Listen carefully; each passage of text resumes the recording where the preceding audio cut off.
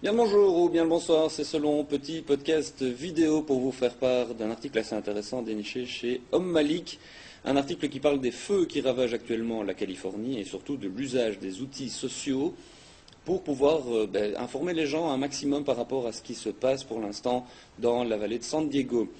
Dans cet article, Malik parle notamment du Los Angeles Times, qui en a une couverture assez intéressante, puisqu'il utilise non seulement les Google Maps, mais aussi les photos et les vidéos, des photos qui sont issues directement de Flickr, envoyées donc par des gens sur place. On peut appeler ça une forme de journalisme collaboratif, puisque les informations qui sont prises par des quidam, des gens qui ne sont pas journalistes, sont mises sur Internet et récupérées par les médias traditionnels pour alimenter, agrémenter et enrichir leurs pages sur Internet, et les sites des médias traditionnels utilisent ça très très bien.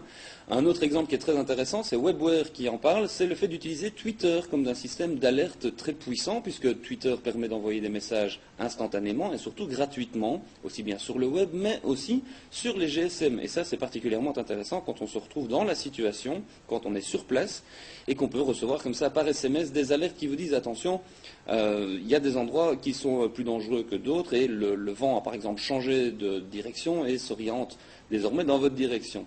KPBS en fait également usage, on peut le voir, ils ont des Google Maps, mais ils ont aussi leur propre Twitter pour pouvoir alerter la propre communauté de KPBS, et ça c'est quand même vachement intéressant.